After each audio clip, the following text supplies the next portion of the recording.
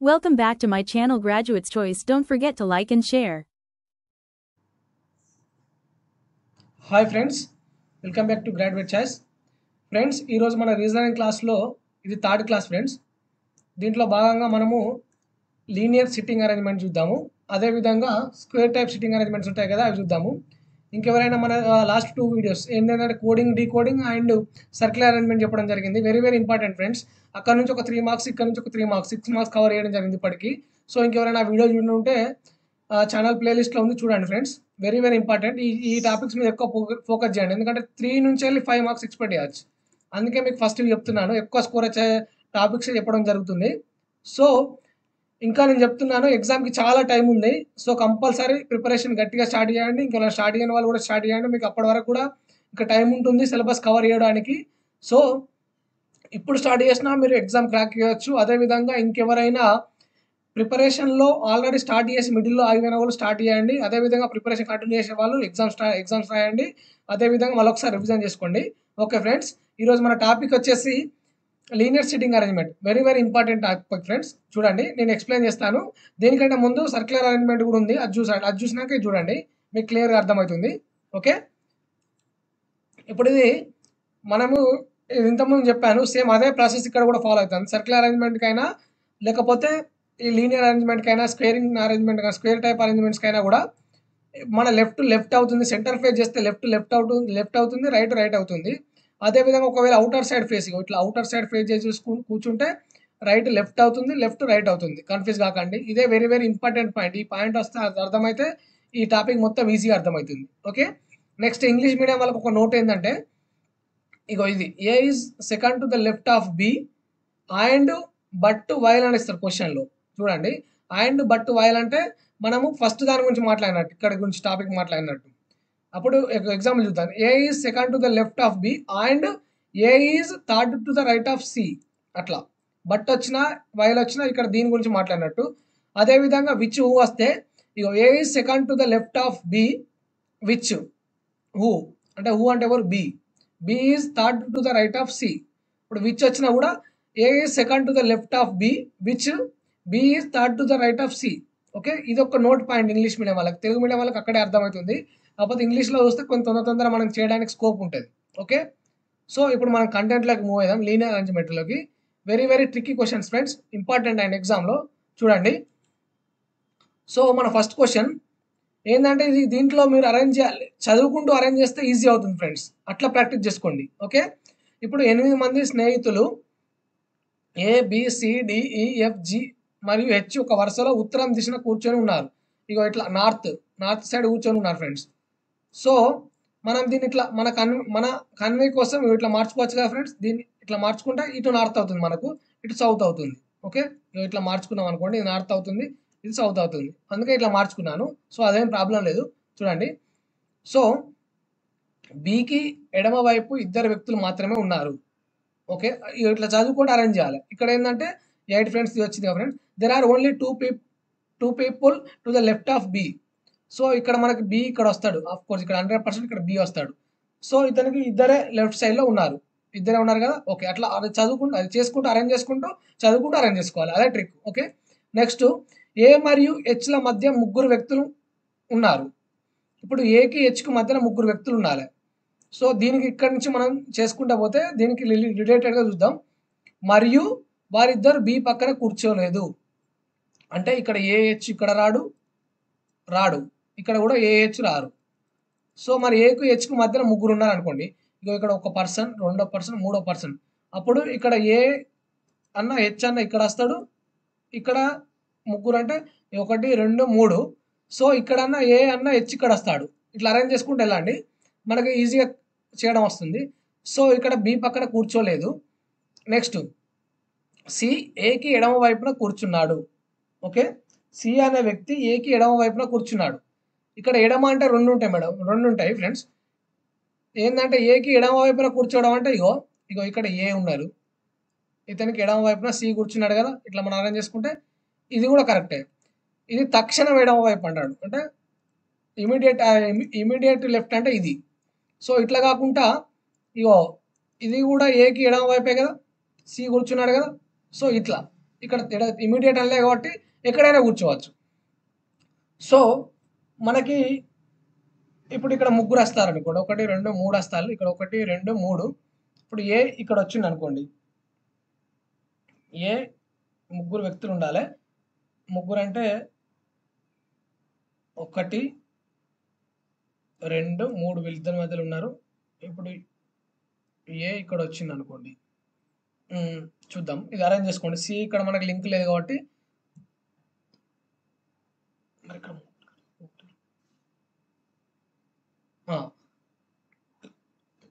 ఇప్పుడు ఇక్కడ ఏ వచ్చాడు అనుకోండి, ఎగ్జాంపుల్గా చూస్తున్నాను. ఎందుకంటే ఇక్కడ వస్తే ఇక్కడ మళ్ళీ ఎడమ వైపు లేడు కాబట్టి సో ఇది కాదు. ఇక్కడ ఏమొస్తుందంటే ఇక్కడ ఎడమ వైపున ఏకి లింక్, సి వచ్చేదానికి స్కోప్ లేదు కాబట్టి ఇక్కడ అనుకోండి ఏ. సో ఇక్కడ మనకి అఫ్ కోర్స్ హెచ్ వస్తాడు. ఇప్పుడు తక్షణ ఎడమ వైపు అనలేదు కాబట్టి ఎడమ వైపున కూర్చున్నాడు, ఇక్కడ సి ఇక్కడ వేస్తాడు కదా ఫ్రెండ్స్. ఓకే, ఇక్కడ వచ్చిండు సి, ఇక్కడికి అరేంజ్ అయింది. నెక్స్ట్ డి మరియు ఎఫ్ల మధ్య ఒక వ్యక్తి మాత్రమే ఉన్నాడు. డికి ఎఫ్కి మధ్యలో ఒకరే వ్యక్తి ఉండాలి. సో ఇగో మనకి ఇక్కడ డి వచ్చి ఇక్కడ ఎఫ్ వచ్చింది, ఇగో డి ఇక్కడ ఉన్నాడు అనుకోండి. ఎగ్జాంపుల్, డికి ఎఫ్కి మధ్యలో ఒక వ్యక్తి ఉన్నాడు, ఇక్కడ వస్తాడు కావచ్చు, చూద్దాం. లేకపోతే ఇక్కడ డి వచ్చింది అనుకోండి, ఇగో ఇక్కడ ఎఫ్ వస్తాడు అనుకోండి, అట్లానే చూసుకోండి. ఇక్కడ డి వచ్చింది అనుకోండి, ఒక్కసారి అరేంజ్ చేసుకుంటూ వెళ్దాం. తర్వాత ఒక వ్యక్తి మాత్రం ఉన్నాడు, మరి వారిద్దరు కూడా చివర్లో కూర్చోలేదు. ఇగో ఇక్కడ ఇంపార్టెంట్, చివర్లో రావద్దు, ఇక్కడ రావద్దు, ఇక్కడ రావద్దు, డిఎఫ్లు. సో ఇక్కడ మనకు డి అనుకోండి ఎగ్జాంపుల్, ఇగో డికి ఎఫ్కి మధ్యలో ఒక వ్యక్తి ఉన్నాడు, ఒక వ్యక్తి ఉన్నాడు కదా. Okay, right. నెక్స్ట్ వీళ్ళిద్దరు డి మరియు ఎఫ్ల మధ్య ఒక వ్యక్తి ఉన్నాడు, మరియు వీరిద్దరు కూడా చివర్లో కూర్చోలేదు. మరియు జి ఎఫ్కి పక్కన కూర్చోలేదు. జి ఎఫ్కి పక్కన కూర్చున్నాడు, సారీ, జి అనే వ్యక్తి ఎఫ్కి పక్కన కూర్చున్నాడు. ఇక జి అనే టైం ఇక్కడ ఉంటే ఎఫ్కి పక్కనే కూర్చున్నాడు. సో ఇక రిమైనింగ్ ఈ. సో ఇది అరేంజ్మెంట్, ఇట్లా అరేంజ్ చేసుకోవాలి. ఓకే, చదువుకుంటూ అరేంజ్ చేసుకుంటూ వెళ్ళాలి. ఇక English 8 friends are ABCD are G ABCDEFGH are sitting in a row facing north. There are only 2 people to the left of B. ఇక బికి టూ పీపుల్ ఉన్నారు left. Okay, there are 3 people between A and H. ఏకి హెచ్కు మధ్యలో 3 people ఉన్నారా? 1 2 3 ఉన్నారు. Okay, and none of them sit next to the B. బికి పక్కన ఏహెచ్ ఉండద్దు, ఇక ఏహెచ్ బికి పక్కన లేరు. C sit to the left of A. ఇక ఏకి లెఫ్ట్లో సి ఉన్నాడా? ఉన్నాడు. Okay, there is only 1 person between D and F. ఇక డికి ఎఫ్కి మధ్యలో ఒక పర్సన్ ఉన్నాడు. Okay, okay, right. And neither of them sit at the end. ఇప్పుడు డిఎఫ్ ఇక్కడ ఎండ్లో లేరు. G SIT to the next to the F. ఇక జీ అనే వ్యక్తి ఎఫ్కి పక్కన ఉన్నాడు. ఓకే, ఇది ఈ. ఓకే, ఇట్లా చదువుకుంటూ అరేంజ్ చేస్తే ఈజీగా అవుతుంది ఫ్రెండ్స్, ఎంత పెద్ద లెంతీ క్వశ్చన్ అయినా. ఇది మనకి 1 2 3 మార్క్స్ వస్తాయి ఇందులో నుంచి. ఓకే, అంత ఇంపార్టెంట్ అన్నట్టు, ఇట్లా అరేంజ్ చేసుకోండి. ఓకే, నెక్స్ట్ క్వశ్చన్ ఇద్దాం friends. So next question, PQRSTU మరియు వి అనే 7 వ్యక్తులు ఒక వరుసలో ఉత్తరం దిశలో నిల్చొని ఉన్నారు.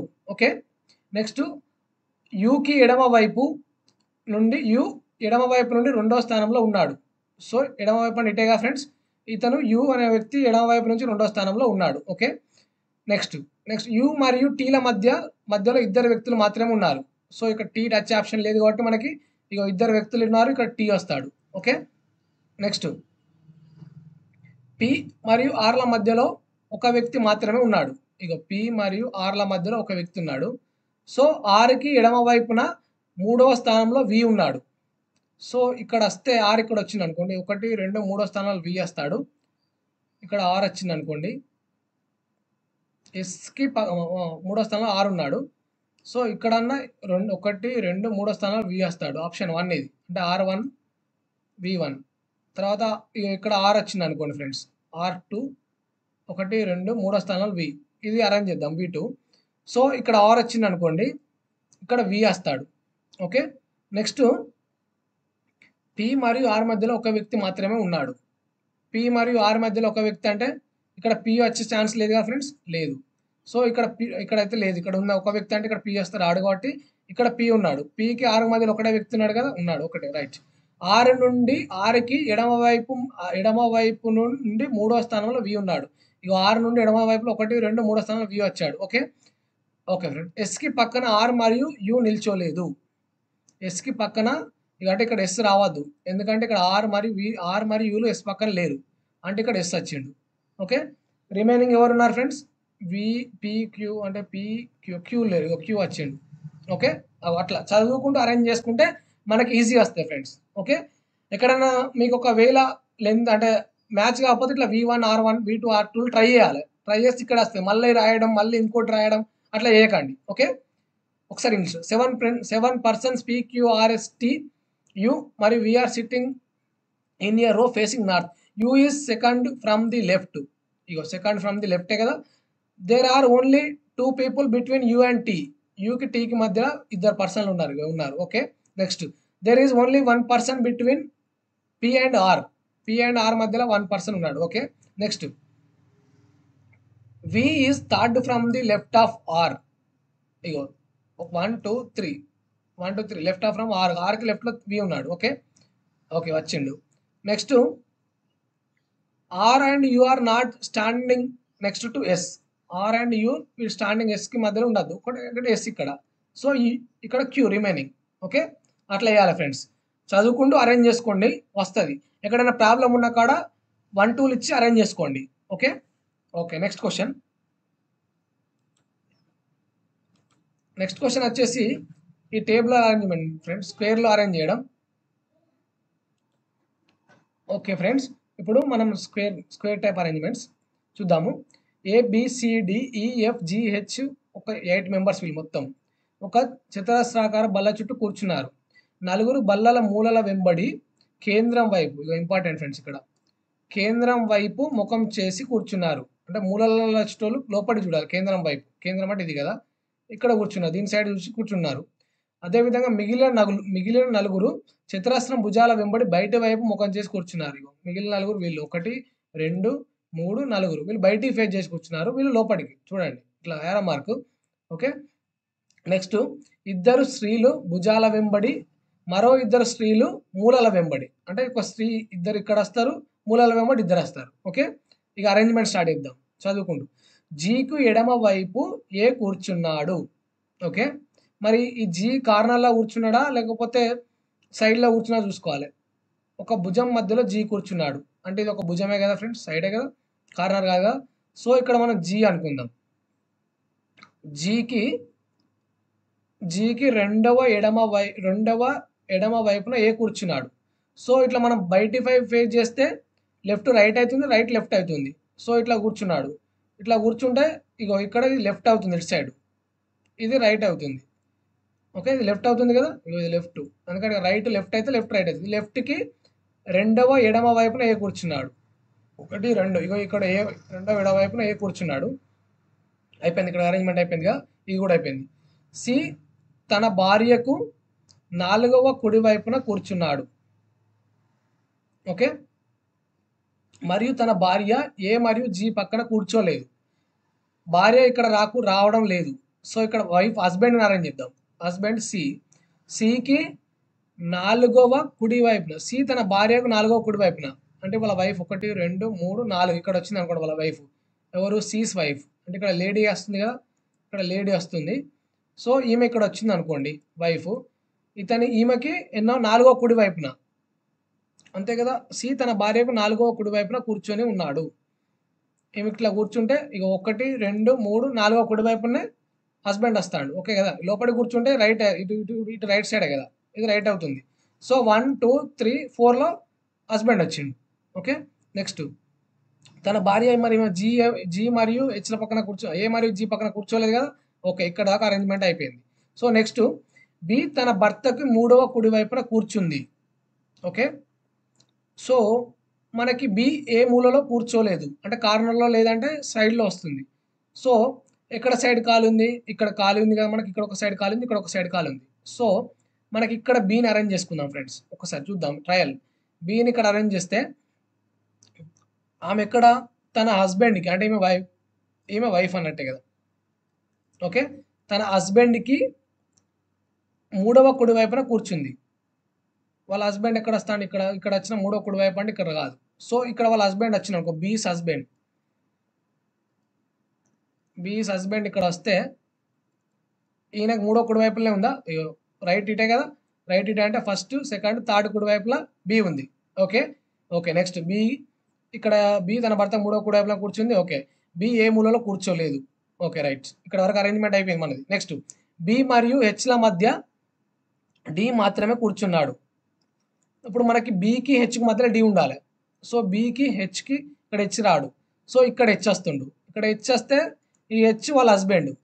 ఓకే, వీళ్ళిద్దరి మధ్యలో డి కూర్చున్నాడు. బీకి హెచ్ మధ్య, సారీ ఇక్కడ ఒక్కరే ఉండాలి కదా, ఇది కాదు. ఇక ఇక్కడ బీకి ఇక్కడ హెచ్ ఇక్కడ రావట్లేదు, మధ్యలో ఒక పర్సన్, ఇక్కడ ఒక పర్సన్, కాబట్టి ఇక్కడ హెచ్ వస్తుండు. ఇక్కడ ఈ హెచ్కి వీళ్ళ మధ్యలో డి కూర్చున్నా అంటే ఇక డి. ఈ డి అనేది సి వైఫ్. ఓకే, అరేంజ్ అయింది కదా. ఇప్పుడు బీకి హెచ్కి మధ్యలో ఒకరే కూర్చున్నాడు. ఓకే, అరేంజ్ అయింది. నెక్స్ట్ హెచ్ ఏ యొక్క భర్త, అంటే ఏమి ఇక్కడ వైఫే కదా. ఓకే రైట్, అంటే హెచ్ అతను హస్బెండ్. హెచ్ అనే వ్యక్తి ఏ యొక్క హస్బెండ్. ఇక ఇక్కడ హెచ్ ఆల్రెడీ అరేంజ్ అయిపోయింది. నెక్స్ట్ ఈ ఒక పురుషుడు. ఈ యొక్క పురుషుడు అంటే మనకి మొత్తం ఎంతమంది, నలుగురు ఉమెన్స్ రావాలి, నలుగురు కావాలి. నలుగురు ఉమెన్స్లో ఆల్రెడీ 1 వచ్చింది, 2 వచ్చింది, 3 వచ్చింది. ఇక 1 2 3. సో మనకి ఇంకొక పర్సన్ కావాలి. ఇంకొక పర్సన్ కావాలంటే మనకి ఇప్పుడు ఇక కార్నర్లో ఆల్రెడీ 2 ఉమెన్స్ అయిపోయారు. ఇక్కడ ఒక ఉమెన్ లేడీ అయిపోయింది.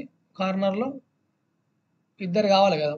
2 భుజాల వెంబడి 2 ఇక్కడ కూర్చుంది. ఇక్కడ ఒక కార్నర్ ఇక్కడ అయిపోయింది. ఇక ఇక్కడ ఒక స్త్రీ అయిపోయింది, ఇక్కడ ఒక స్త్రీ అయిపోయింది. ఇప్పుడు కార్నర్లో వచ్చేటాలు ఉమెనే. సో ఇక్కడ ఉమెన్ వస్తాడు కాబట్టి ఇక్కడ మెన్ వచ్చినట్టు ఇంకొక మెన్ ఇక్కడ ఉంటారు. ఇక్కడ ఎవరు ఉంటారు, ఈ ఒక పురుషుడు, ఇక్కడ ఈ మెన్. అయిపోయిందా? ఓకే, ఏం లేదు ఫ్రెండ్స్, ఇక్కడ మనకి ఇక్కడ ఇది ఇంపార్టెంట్. 2 స్త్రీలు భుజాల వెంబడి, మరొక 2 స్త్రీలు మూలాల వెంబడి కూర్చున్నారు. సో ఇక ఇక్కడ ఒక ఉమెన్ అయిపోయింది సైడ్ వెంబడి, ఇక్కడ ఒక ఉమెన్ అయిపోయింది. ఇప్పుడు ఇంకిద్దరు ఉమెన్ కార్నర్లో కావాలి. ఇక్కడ ఒకటి అయిపోయింది కదా. సో ఇక్కడ కూడా ఛాన్స్ ఉంది, ఇక్కడ కూడా ఛాన్స్ ఉంది. కాకపోతే ఇక్కడ అయిపోయింది కాబట్టి మనకి సైడ్లో అయిపోయింది కాబట్టి ఇక్కడ 100% ఇతను మెన్నే. ఎందుకంటే సైడ్లో ఇంకో ఉమెన్కి ఛాన్స్ లేదు, కార్నర్లో ఛాన్స్. సో ఇక్కడ ఛాన్స్ ఉంది, ఇక్కడ ఛాన్స్ ఉంది కాబట్టి మనకి ఇక్కడ ఇంకా రిమైనింగ్ ఎవరు ఉంటారంటే ఏ, బి అయిపోయింది, సి అయిపోయింది, డి అయిపోయింది, ఈ అయిపోయింది, ఎఫ్. సో అందరికీ డౌట్ పడతారు, ఇతను ఎట్లా అరేంజ్ చేశారు మేల్ ఫీమేల్ అంటే, ఇక్కడ కార్నర్లో రావాలి కాబట్టి కార్నర్లో 2 ఉంటారు, సైడ్లో 2, ఇక్కడ సైడ్లో 2 వచ్చింది కాబట్టి కార్నర్లో ఛాన్స్ ఉంది కాబట్టి ఇతను మేల్. ఇక్కడ ఒక ఈ మేల్ అని ఇక్కడ ఇచ్చిండు కాబట్టి ఇక్కడ అయిపోయింది. ఓకే, అట్లా అరేంజ్ చేసుకుంటూ వెళ్ళాలి ఫ్రెండ్స్. ఓకే, ఇది ఇట్లా క్వశ్చన్. నెక్స్ట్ ఓకే ఫ్రెండ్స్, ఇది మనకి linear arrangement and square arrangement, linear square arrangement and square arrangement friends. Okay, remaining topics ఇదే విధంగా కంటిన్యూ చేస్తాను ఫ్రెండ్స్. అన్నిటి సబ్జెక్ట్ మీకు ఎగ్జామ్ లోపు అన్ని టాపిక్స్ కవర్ చేస్తాను. మీరు రీజనింగ్లో 25/25 తీసుకొచ్చే 30/30 తీసుకొచ్చే ప్రయత్నం చేస్తాను. సో మీరు అందరూ కలిసి ఎక్కువ ఫోకస్ చేయండి రీజనింగ్ మీద, ఎందుకంటే ఎక్కువ మీకు ఈజీ టాపిక్ ఇవే ఉంటాయి కానీ ఎక్కువ స్కోర్ చేసే అవకాశం ఉంటుంది. కాబట్టి దీనిలోనే ఎక్కువ స్కోర్ చేస్తే మీరు జాబ్ తెచ్చుకునే అవకాశం ఉంటుంది.